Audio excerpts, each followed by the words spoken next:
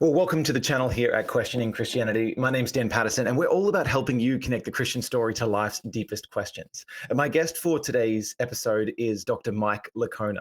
Mike is well known because he has something of a podium finish. He's one of those guys who's written the longest tome on the resurrection of Jesus. It's this one here. I was joking with him just before the stream. It's called The Resurrection of Jesus, a New Historiographical Approach. Basically, this is the kind of book that is so thick, you really do need to be able to check it in your baggage rather than carry it on the plane. But alongside people like N.T. Wright and Gary Habermas, Mike's been hugely influential in looking at the resurrection of Jesus, which is why I wanted to get him on for this Easter-themed episode.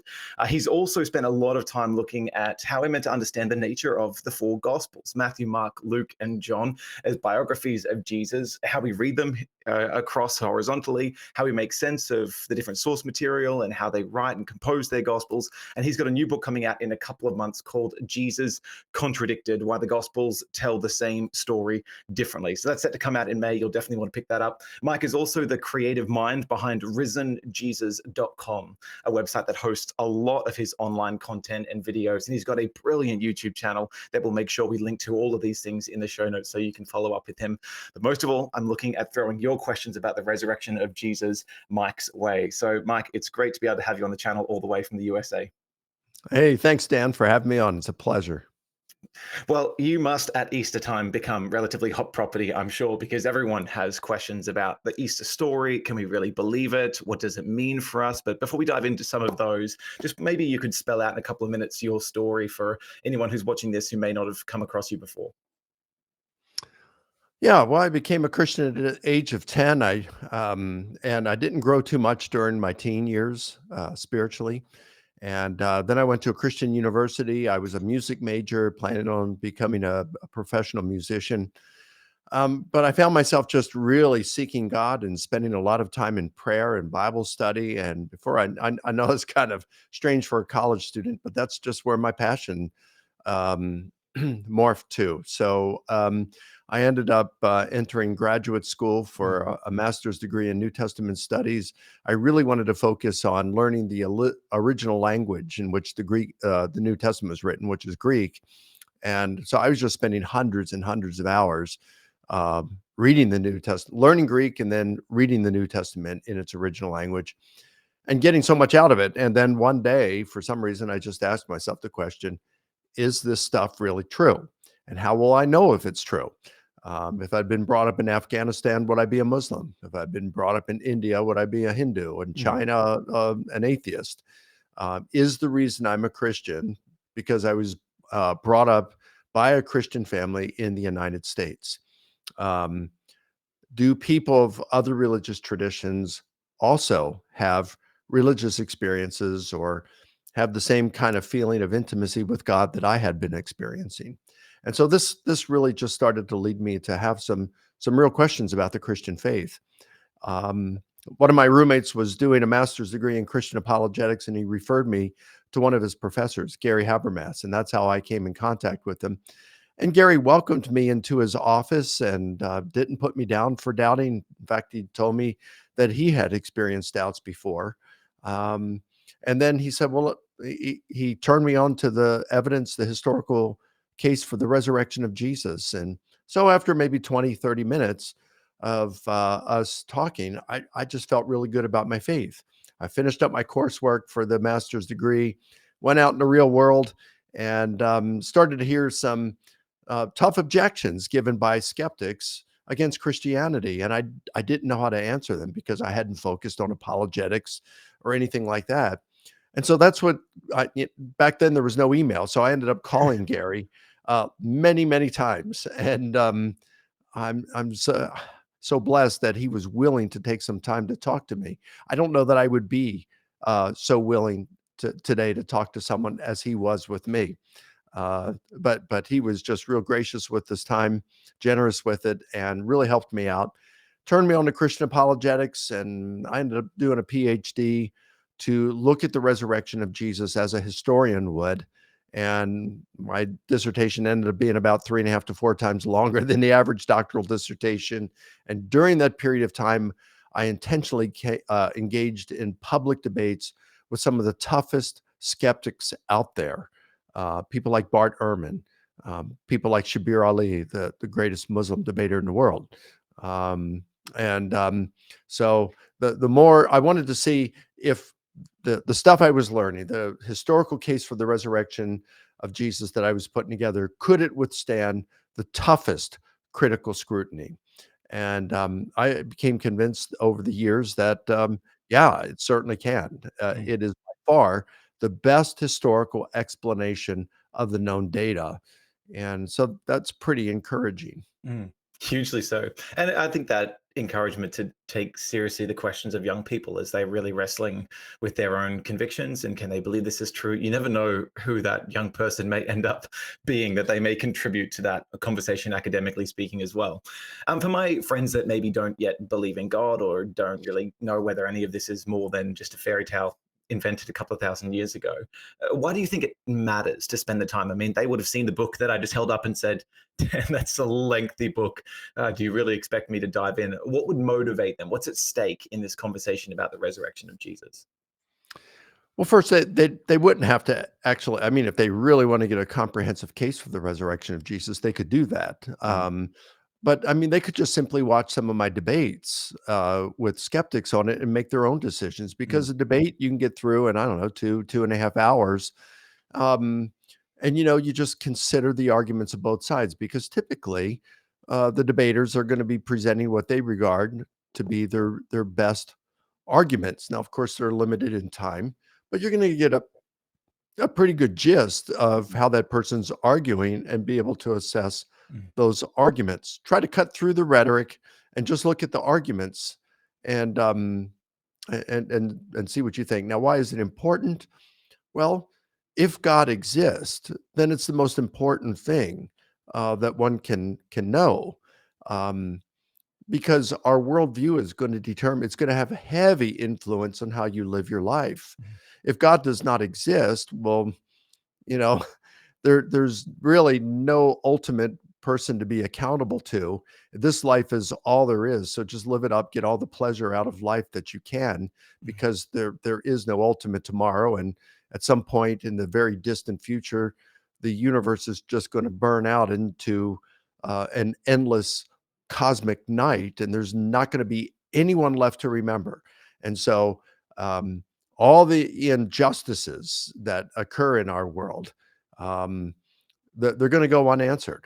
All the goodness, utilitarian, goodness that's done out there, it will go unrewarded. And death is final. We're never going to see our loved ones again. They just cease to exist, um, and are remembered just for a little while, and then they will be forever forgotten. mm, So, I mean, ultimately, I maybe you find some meaning in life, um, but there's no objective moral values. Things aren't actually objectively or intrinsically right or wrong. I just find that if God exists, then we can know injustices will be answered, goodness will be rewarded, and death is not final. So we should want for Christianity to be mm, true, because if it is, it's the greatest news ever. It means that God loves us. It means that He paid a tremendous price to redeem us by the incarnation, by leaving heaven, coming down, living, serving us, and dying a cruel death on the cross so that it could atone for our sins. mm. Hearing you respond to that just reminds me of that famous quote from Peter Hitchens, where he was at the Dangerous Ideas Festival and he was asked, "Oh, what do you think is the most dangerous idea in all of history?" And he said, "It's the resurrection of Jesus, undoubtedly, because it transforms this meaningless chaos into a world where there is justice and where there is hope." And so Mm. I love that response. I really appreciate that kind of thing. And it's what makes taking this seriously worth it. Spending some time to investigate, could this be true? Because it makes a real difference. Now, Yeah, obviously, and if Christianity is true, then that means that we have been created in God's image. And so each and every one of us, Dan, has intrinsic value. We have value, not because of anything that we have done, um, or made of ourselves, any accomplishments we've have done. We have intrinsic value based on who we are, created in God's image. Mm. Yeah, I love that. You mentioned before that your goal for your PhD work was to really dive into a historian's approach to the resurrection of Jesus. And I've heard a number of historians say that even though maybe they do believe in God and they are Christians, they believe that Jesus rose from the dead, that they're cautious as to what history can really adjudicate on when it comes to a purported miracle. What's your take on that? Do you think it's right that a historian can infer that Jesus rose from the dead? I do, and I find the arguments against the historian investigating miracle claims to be very unpersuasive. So, one of the main ones that would be out is that God is beyond the reach of historians. In other words, historians don't possess the tools to be able to detect God, and if the resurrection occurred, then it would certainly involve God, and so you couldn't know the cause of the resurrection. So the historian just couldn't investigate a miracle claim like the resurrection of Jesus. Mm. I do think that is misguided, however. And one of the examples, an illustration I like to give, is let's say that astronomers have been tracking a comet, and they know that on a particular day and time, they're estimating that that comet is going to slam into the moon. And when that day arrives, you have the Hubble Space Telescope and various planetariums around the world that are zoomed in on the lunar surface.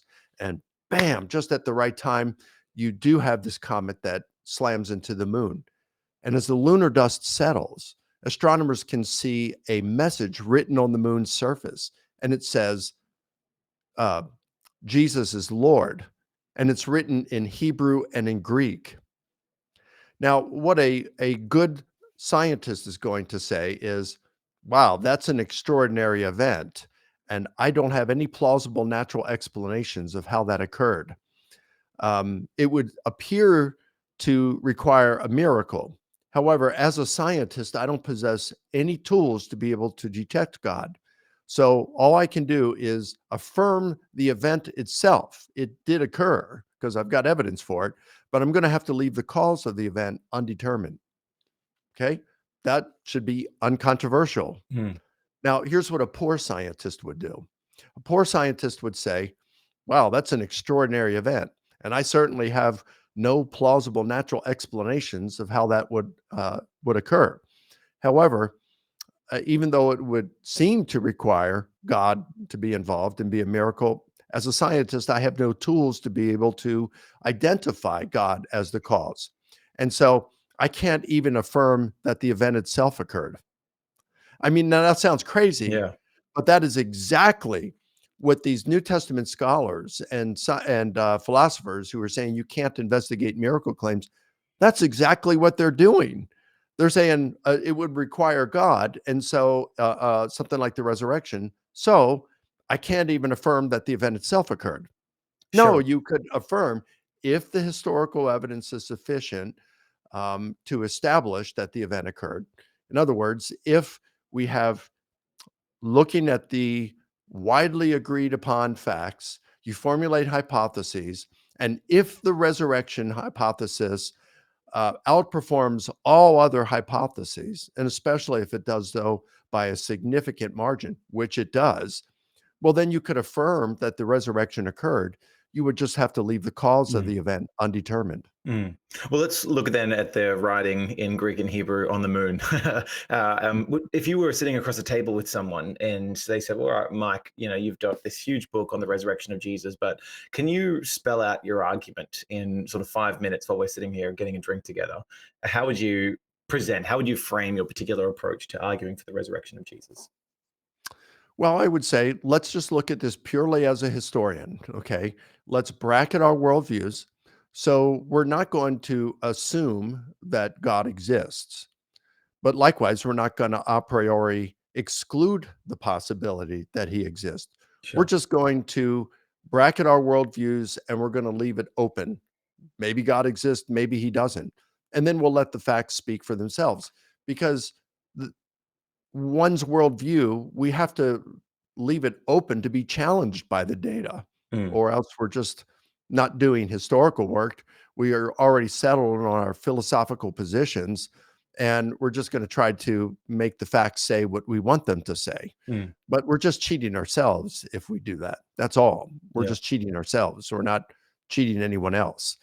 Um, and my greatest fear in life has been that my biases will get in the way and keep me from discovering truth, and it cost me eternity. And I think everybody should have a similar kind of fear. Um, we want to make sure that we are looking at the stuff as objectively as possible, because truly eternity could be on the line for us. Mm. So here's how I'd argue. I'd say, um, let's look at data that is widely accepted by virtually all historians who are studying the subject, whether they're Christian, conservative, moderate, progressive, or whether they're agnostics, atheists, Jewish historians. They don't, whether they accept or don't accept the resurrection, or they're agnostic about it.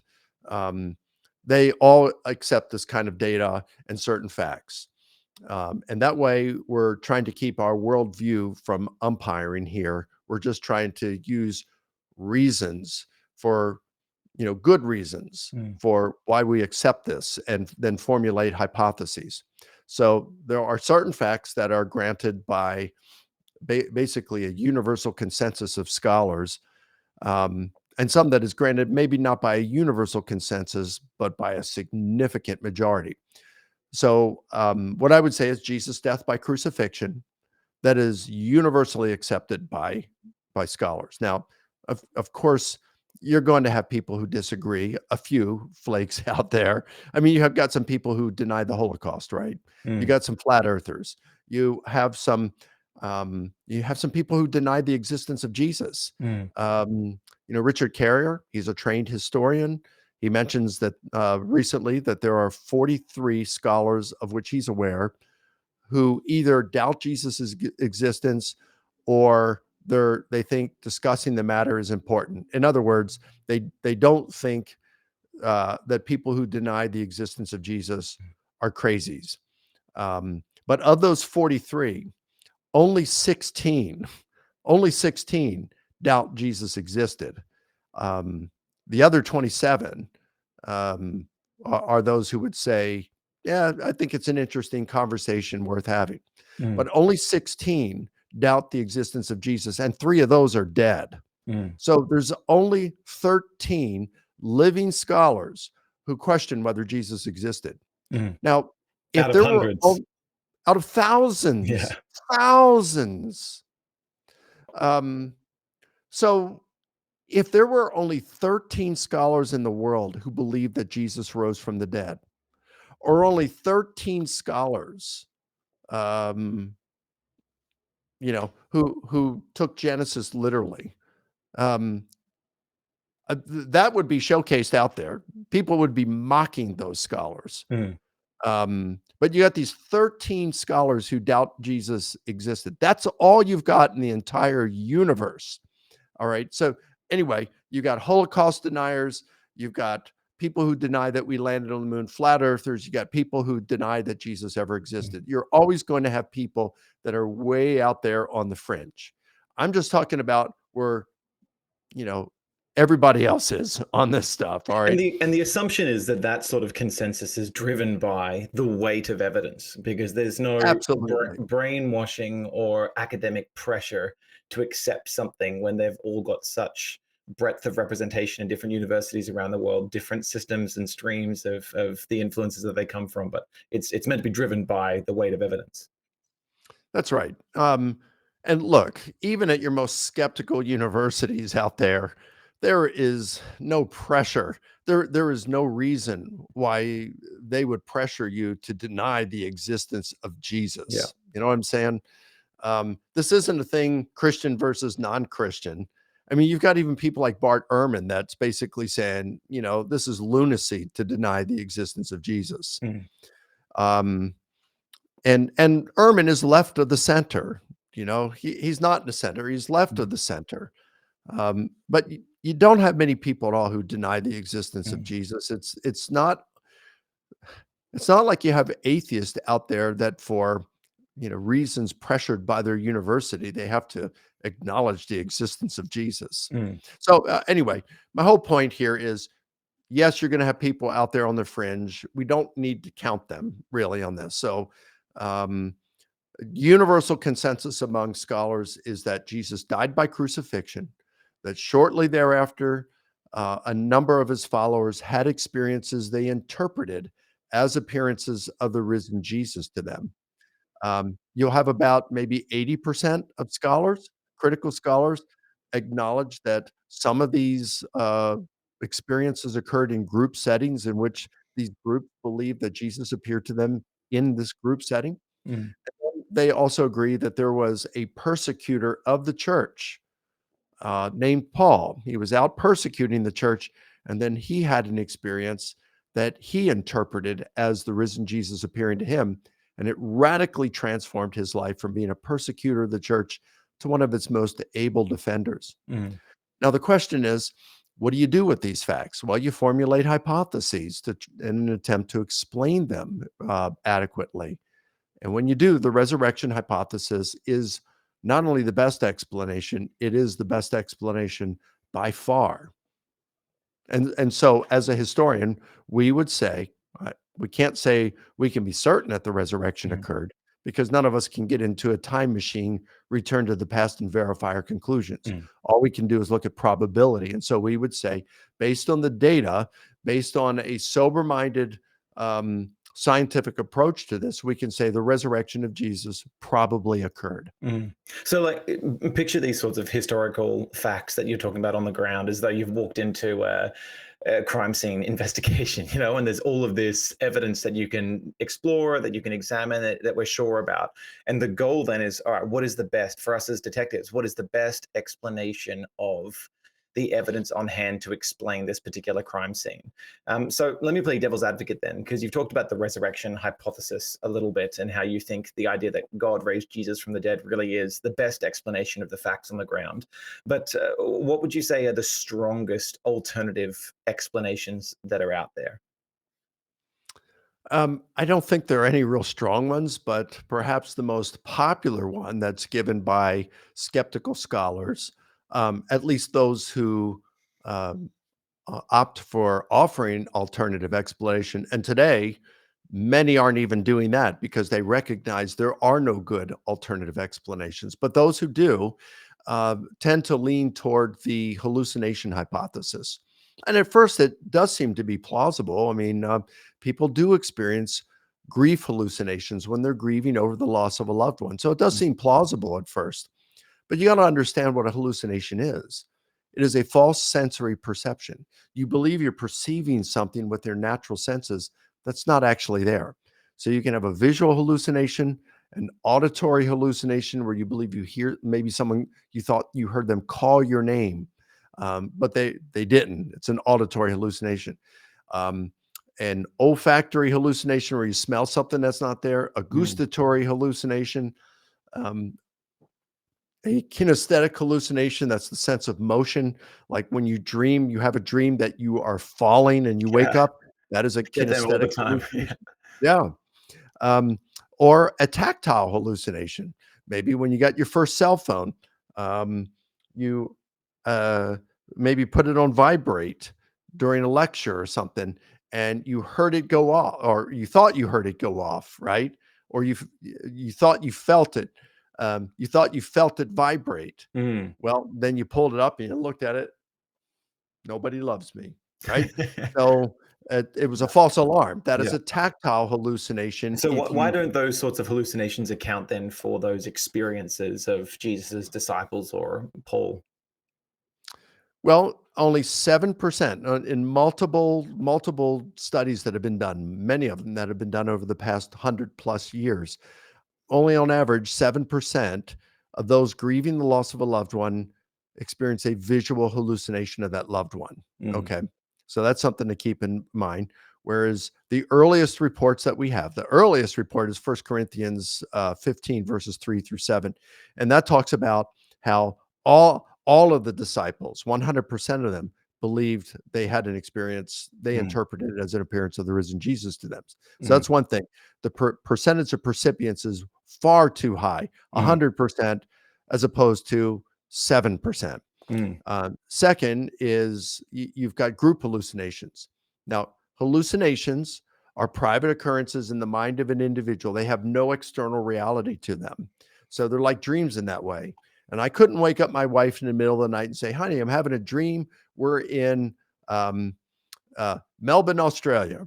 And, go back to sleep, join me in my dream. Let's have a free vacation in Australia. Well, if she went back to sleep, she may not even dream she's in Australia. But if she does, it wouldn't be the same dream that I'm having. And we mm. couldn't like link up in the same dream, It's not like right? Inception. Yeah. Yeah, it's not like that. You just can't do that. And hallucinations are the same way. They are private occurrence in the mind of an individual. They're not contagious. You cannot share a hallucination with someone else. And several years ago, um, not quite 20 years ago, there was a book published by the American Psychological Association titled "Hallucinations: The Science of Idiosyncratic Perception." It's a textbook that just focuses on hallucinations. And after reading it, I contacted one of the authors and two authors. I contacted the one responded, and I said, "Why didn't you cover group hallucinations?" He said, "We had every intention of doing so, but we couldn't find any good evidence for group hallucinations actually existing." Mm, And and when I said to him, "Well, how could they actually? Because since they're private occurrences in the mind of an individual," he agreed. mm, So yeah, so that's a second problem: group hallucinations, and yet in the earliest report in 1 Corinthians 15, you've got three group appearances mm, to the 12, to more than 500, and to all of the apostles. And then finally, you've got the appearance to Paul. Paul was not grieving over Jesus' death. He believed Jesus was a failed Messiah and a false prophet. So Jesus would have been the last person in the universe that Paul would have expected to see or wanted to see. mm, I would just say those are the three major reasons why I'd give on why to reject group hallucinate mm, or the hallucination hypothesis. If a person grants the empty tomb, which most scholars do, but not all, um, well, then you'd say, well, a hallucination wouldn't account for why the tomb was empty. mm, Hallucinations also don't account for why they believe Jesus was raised physically, bodily from the dead. A mm. hallucination would tend to suggest to a person that maybe Jesus had been raised spiritually, but not bodily, physically, especially if you could go check the grave. And the Jews So, kind of had a concept of that. There's that weird story back of after the prophet Samuel died in the Old Testament that Saul goes to the Witch of Endor, a Star Wars figure, and has that strange experience of calling up the Ruach or the spirit of Samuel. And so they had this concept that you could have some kind of spiritual afterlife, but without a physical body. So that would sort of play into that idea of that if they'd seen a hallucination of Jesus, they would have just assumed, well, it's like that experience of Samuel's spirit, not that he'd risen bodily from the dead.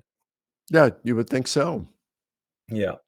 So in terms of like evaluating this, you talk a little bit about there being this consensus of critical scholars right across the belief spectrum who accept certain kinds of facts. I think you mentioned three around the death of Jesus, the experiences that some of his disciples had, and then this experience uniquely of Paul, the persecutor, becoming a Christian.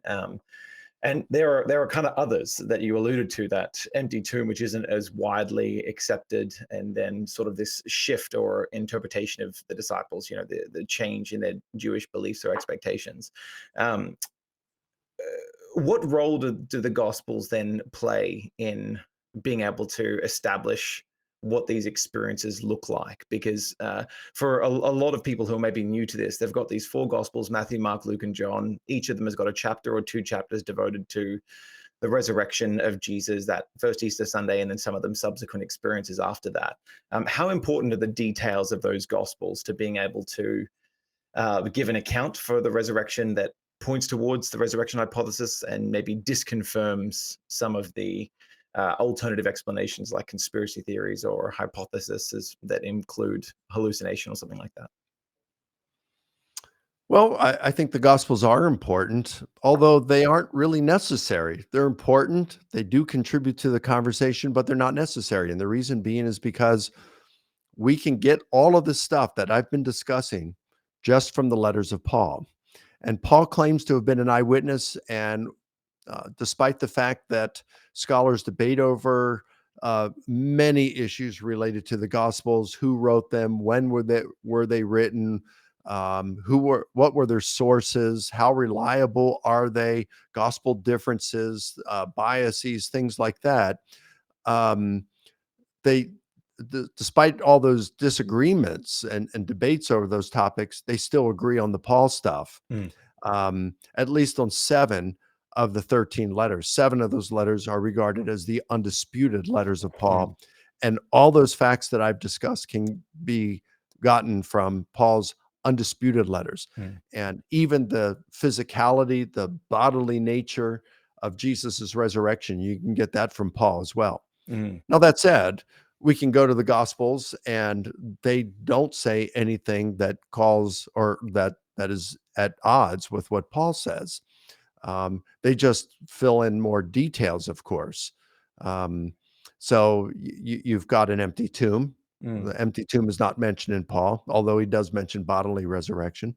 Um, Actually, he doesn't mention the bodily resurrection of Jesus, but he says we're going to be raised as Jesus was raised. mm, And then he talks about our bodily physical resurrection. So mm, that means he believed Jesus was raised physically, mm. bodily. Do you think Um, it's implied, in the early creed in 1 Corinthians 15, verses 3 and 4, where he says that Christ was buried and that he was raised on the third day in accordance with the scriptures? Do you think the emphasis on that he died, that he was buried and then raised, that almost implies an empty tomb? Or what's your take on that?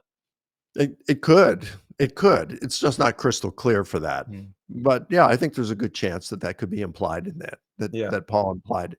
That was an early oral tradition, and the fact that the Gospels do have the bodily resurrection of Jesus, I think, would serve to suggest even more that it was implied in that early creed. Mm, Um, with the Gospels, you do have multiple independent sources. So um, the earliest Gospel is Mark, the latest Gospel is John.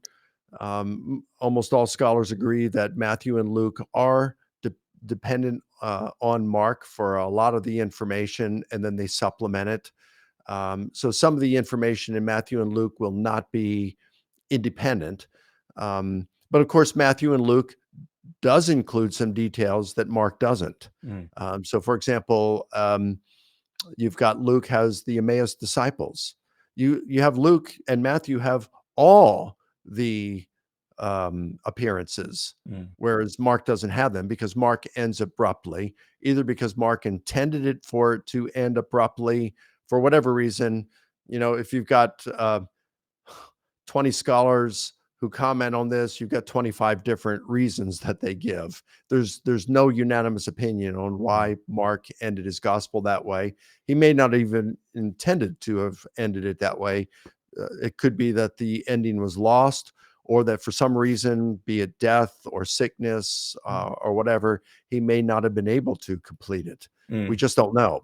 mm. Um, What and you're there's what you're commenting on here might be helpful, just to make a quick aside for newcomers, in the sense that if they were to pick up Mark's gospel now in their Bible and they get to chapter 16, which records the resurrection of Jesus, after verse 8, there's another 12 verses 9 to 20, that you'll see in your Bible, but almost inevitably they'll have little brackets around them, and there'll be a footnote or a commentary saying this longer ending was not in the original manuscripts. And so if you were to end Mark's gospel at verse 8, it seems very abrupt, and people think that this later 12 verses came from an attempt to try and round out Mark's ending by later Christian tradition or by later scribes, and largely it's just a commentary or affirmation of what's in the other gospels, the stories that they tell there. But yes, left to itself, like the short ending of Mark verse 8 just seems a bit abrupt.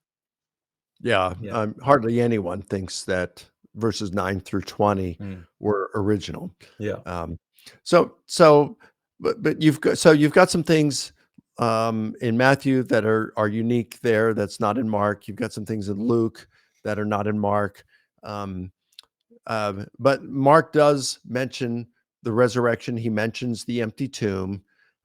He even has Jesus predicting that after he rises from the dead, Mark 14:28, he's going to go ahead of them to Galilee, and there they will see him. Mm, And then what does the angel say in chapter 16, verse 7?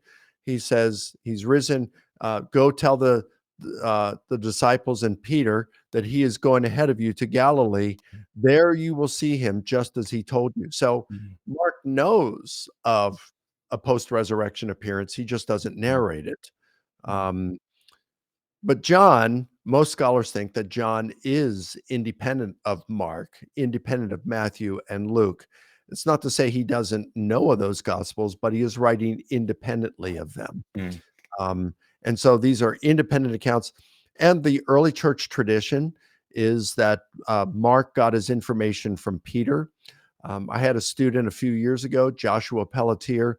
I supervised his master's thesis. He surveyed more than 200 critical New Testament scholars who wrote in English since 1965 on various prolegomena related to Mark. Who wrote Mark? Is the traditional authorship correct? Who was Mark's primary source? Was it Peter, like the early church says? Um, and when was Mark written? And he found that the majority of scholars think that Mark was written between 65 and 70. They agree that the traditional authorship of Mark is correct, and they agree that Peter was Mark's primary source, mm, though maybe not his only one. mm, Um, in terms of John's gospel, the majority of critical scholarship today do not think that John, the son of Zebedee, the traditional author, wrote it, but they do think that either a minor disciple of Jesus, an eyewitness who had traveled with him, wrote it, or that whoever wrote the gospel relied on an eyewitness for a lot of the information in that gospel. mm, Um, so you have multiple independent sources, at least with Mark and John.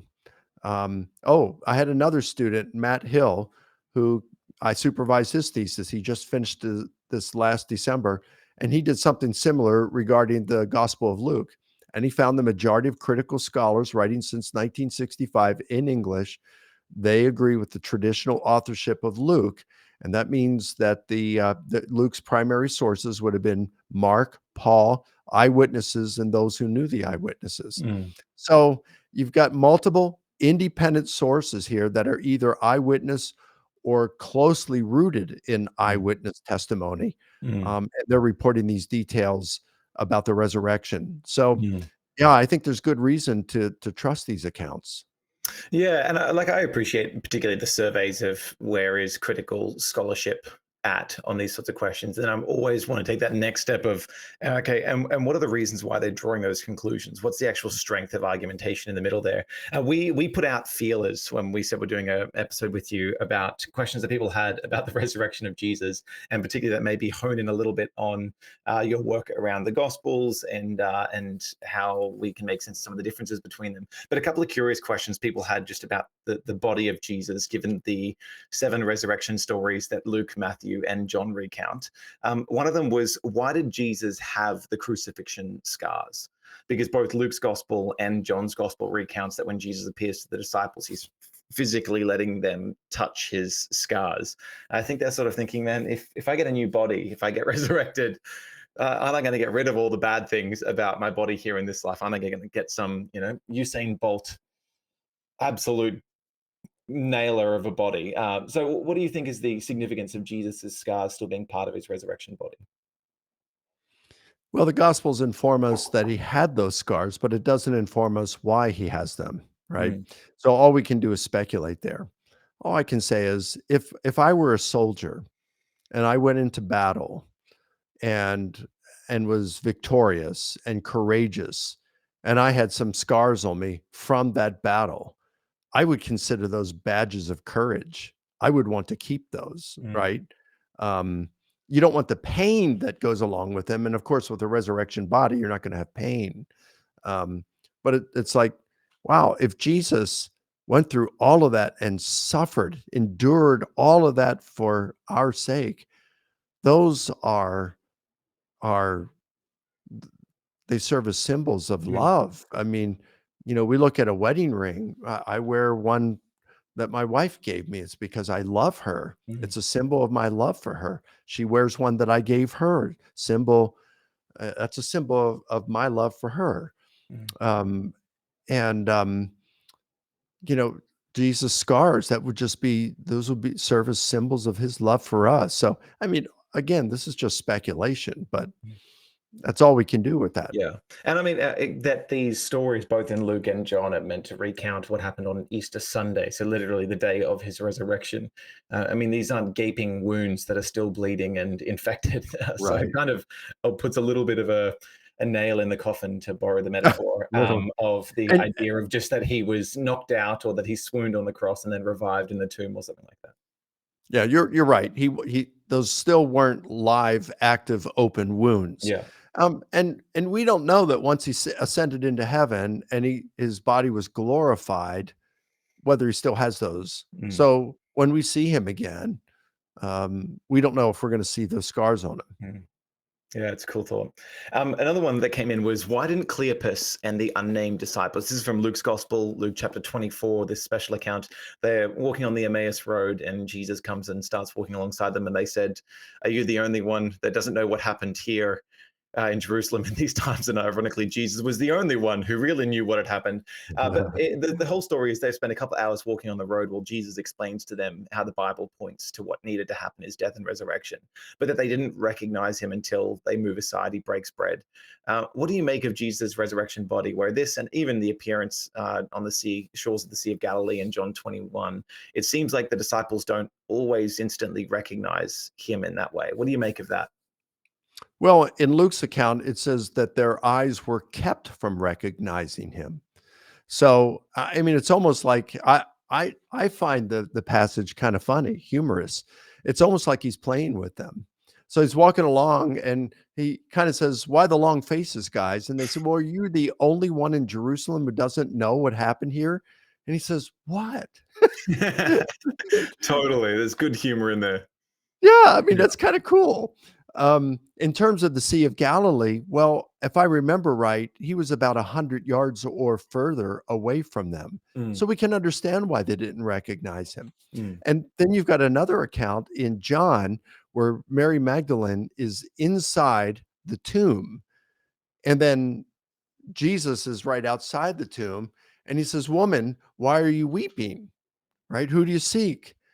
And she thinks he's the gardener. She doesn't recognize him. mm, But if you've been in Jerusalem, if you've gone to the Church of the Holy Sepulchre, where there are some tombs there, not only the one that they think may have been Jesus's, but also some others that are right in that church.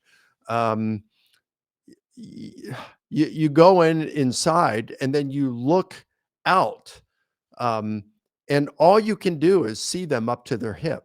mm, You can't see above the hips. So, of course, if she's inside the tomb and then, she's looking outside the tomb because she hears a guy talking, and asking her, "Who do you seek?" She's only gonna see him up to his hips. mm, And so she wouldn't recognize him mm. necessarily from there. So, Until I she hears really his don't. voice and he calls her name. It's a beautiful image because, in that, in John 20, she's literally weeping, it says, at the entrance to the tomb. And then, "Where have you hidden him?" And he says her name, and all of a sudden those tears of grief get transformed, which is a very cool story. Mhm. One of the other questions that came in, and I think there's a really common one. I remember hearing Bart Ehrman, who you mentioned before, who was a Christian scholar who sort of gave up his faith in his graduate studies, largely because of the problem of evil and then differences in the Bible. And he talks about his story quite a lot. But he often, when he gets his students to study the resurrection, gets them to read Matthew, Mark, Luke, and John, so the four Gospels horizontally, and says, "Look, write down a list of everything that's in there and just see how well do those gospels compare." So when the women went to the tomb, how many women were there and what were their names? When they got to the tomb, was the stone rolled away or wasn't it? Did they see an angel or a man or two angels? And then what happened in the aftermath of those appearances? And he just tries to spotlight that it really does seem like there are differences between the gospels, that the stories that Mark doesn't tell, if you count the shorter ending, but then, Matthew, Mark, Luke, they all spotlight, Matthew, Luke, and John, sorry, all spotlight in different stories. How do you make sense of these differences and what could seem on surface like potential contradictions? How do you process that? Well, there are clearly differences in the Gospels and the way the Gospels report the death, resurrection, all throughout the Gospels, how they report the different events. We shouldn't really be alarmed by that, though. And one thing, people like Ehrman who want to shine such a spotlight on these differences, I would just encourage anyone who is saying this, like Ehrman, um, have you read the accounts of the assassination of Julius Caesar? I mean, look at how it's reported by Appian, Cicero, Dio Livy, Nicolaus, Plutarch, Suetonius, and Velleius. You'll find the same kind of differences that appear in there, and just as many as you'd find throughout the Gospels and in the resurrection narratives. Mm, Um, as I've studied, but you wouldn't turn around and say, well, all these sources that report the assassination of Caesar are unreliable. In fact, when you look at how Plutarch, who reports the assassination of Caesar in four of his different biographies that he writes, mm, Antony, Brutus, Caesar, and Cicero, you'll find that there are discrepancies of details, even when the same author using the same sources is reporting the same event. mm, The fact is that ancient authors did not have the same objective or care to write about details that we do today. It just wasn't part of their objective. They wanted to communicate an essentially faithful representation of what occurred.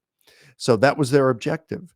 mm, We have a little bit of a different objective today, but we must judge them according to the standards of precision that were in play when they were written, rather than forcing our idea of modern precision among them, upon them. So that's one thing to keep in mind. mm, Um, Second, I would point out that all of the discrepancies are in the peripheral details. They all say that Jesus died by crucifixion. They all say that he was buried. They all say he rose from the dead. They mm, all report an empty tomb. They all but Mark report appearances, and Mark anticipates the appearances and mm, has Jesus say that they're going to happen.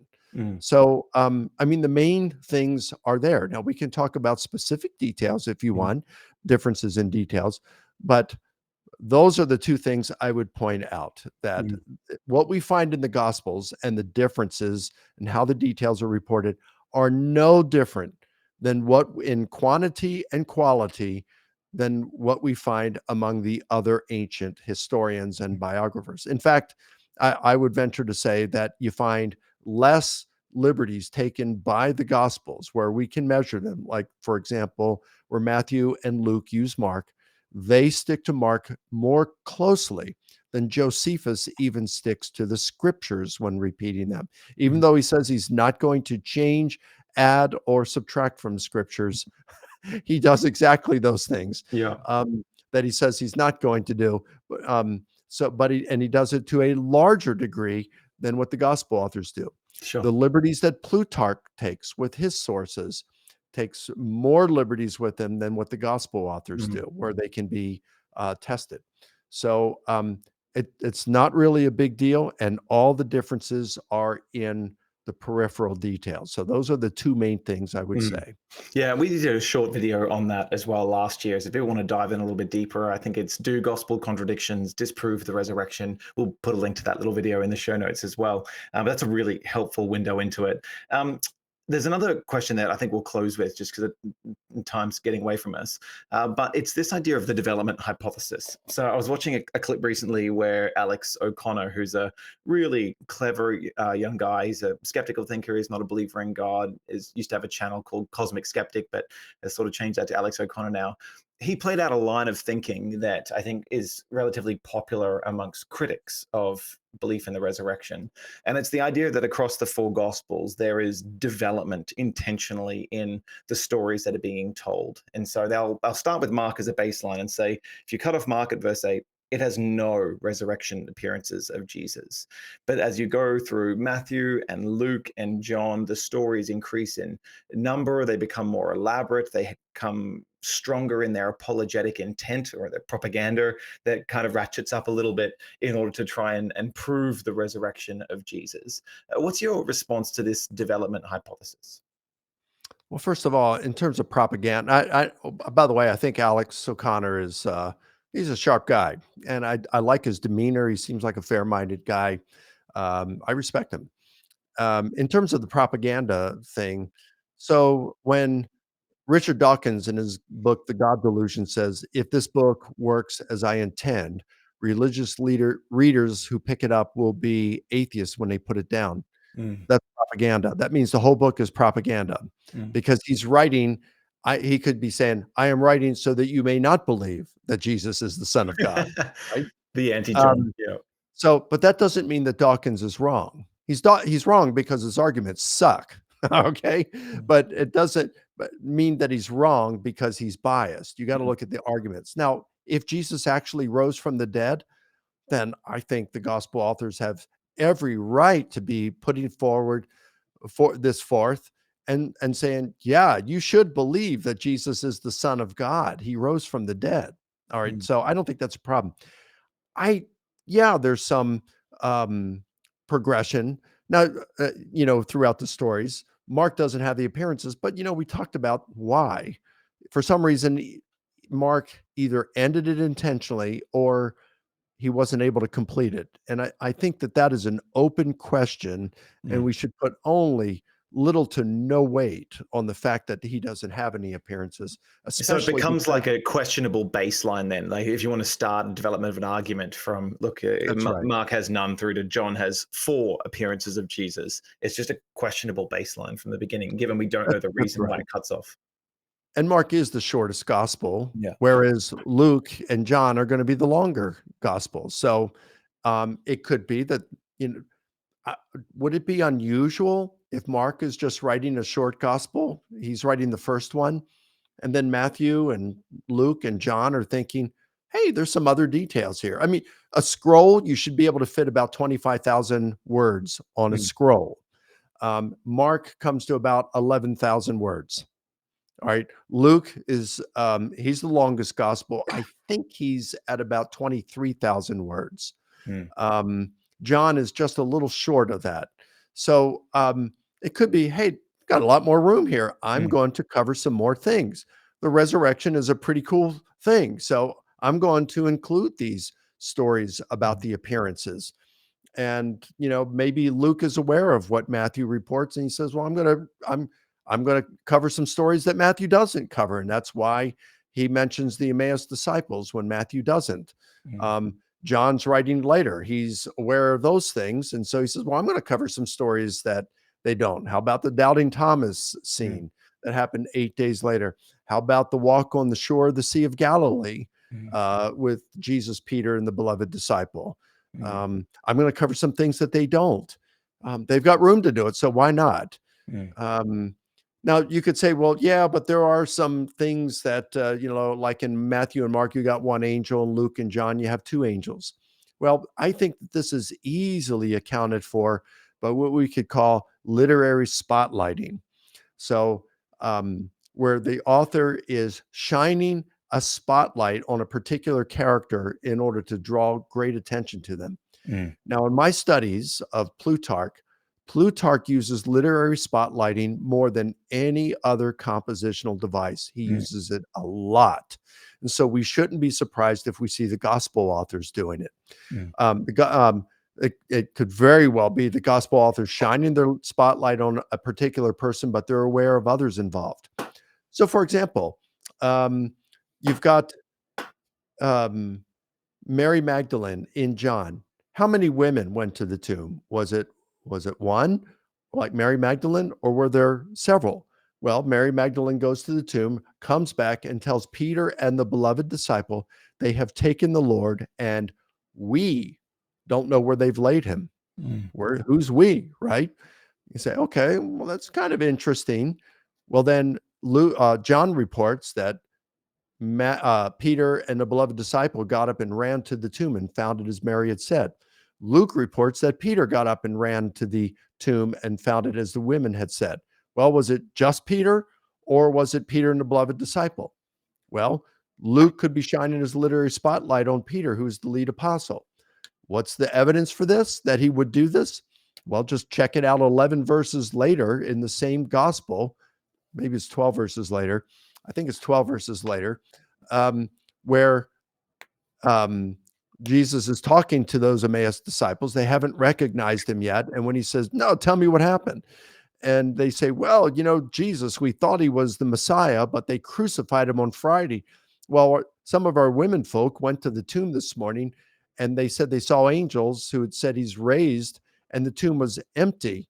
And so then some of our own, plural, Mm, went to the tomb and found it as the women had said. Well, wait a minute, Luke, just 12 verses earlier, you said Peter. Yeah, that's right. I just said Peter, but it doesn't mean I didn't know of others. I'm shining mm, my spotlight on Peter. yeah.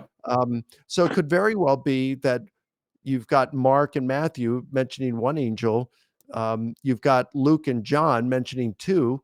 Maybe Mark and Matthew were shining their literary spotlight on the angel who was making the announcement that he had been raised from the dead. Mm, So you can do this with a lot of the things, and sometimes we can also look at things and be a little select. So, for example, Matthew and Mark talk about the two earliest gospels talk about how the stone that was rolled away was very large. mm. It was great, mega. It was great in its size. Whereas Luke and John only says it was a stone. So is it going in the opposite direction? Um, yeah, Which is I which is just don't. really interesting because I mean, even with that development hypothesis that it's getting more elaborate as time goes on. You already mentioned Paul's early list in 1 Corinthians 15. It lists 5 appearances chronologically of Jesus to different people, individuals, and groups, and some way more intense appearances, like to 500 people, or to his skeptical brother James, or to Peter, which Luke mentions but doesn't detail how that plays out. And you're thinking if they're going to be developing or making up stories as time goes on, surely you'd make up stories around those, and that you wouldn't spotlight sort of women whose testimony is more difficult to be able to be That's right. received in the ancient world as serving their propaganda purposes. So yeah, I've never put a lot of stock so much in that argument or see it play out when you start shining the light of critical examination on it. But I really appreciate that window, and I think just those sorts of details around how we retell stories, that we don't always include all of the details in our retelling, just the ones that are important to get that point across. That's such a helpful point I've heard you make, both when I first read your book and then I've sort of seen you in debate, and that just seems to be how different witnesses tell stories. Like if we do have independent sources that are writing, that their details come out based on what was important to them, what stood out from their unique perspective and vantage point, what impacted them emotionally as well, or the key meaning that they draw out of it. All of that's going to be different based on the source material that you're drawing from. And so I just find that super helpful. Well, there's a ton that we've dived into, and you have articles and videos all over your YouTube channel and your website that people said, "Hey, I noticed you said something on that." They can dig in a lot further. But if you had some kind of parting message, maybe to someone who's watching this and is considering Christianity, what would you want to say to them? Well, I'd say just try to look at this as open-minded and objectively as you can. There's nothing to lose by doing so. There's everything to gain if Christianity is true. Eternal life, to know that God actually loves you. I mean, it's just a wonderful thing. Living the Christian life can be wonderful. It's wonderful to have a relationship with God. Um, so just look at it as objectively as you can. You don't have to fear truth. Mm. Um, yeah, watch some debates Yeah. and read on this. It's an important matter. Mm. Well, Michael, thank you so much for jumping on and talking with us about the Easter story. Your books people can find pretty much anywhere online, and we'll put show notes links down there so that they can find your website and other things as well. It's been a real privilege having you on. Thank you so much, Dan. I've enjoyed it. Thanks, mate. Well, thanks so much for watching this. We know these long form conversations take a while, but they really are worth digging into. So if you're curious or have more questions, please send them in to us at questioningchristianity.com. If you haven't subscribed to the channel yet, please hit like and subscribe. Share it with any friends that you think it might help. And then over at QC Socials on all the social media platforms, we put out a ton of visual resources and infographics to try and help you work through these questions critically, no matter whether you're a believer or a doubter. Happy Easter. Until next time, truth invites questioning. See you later.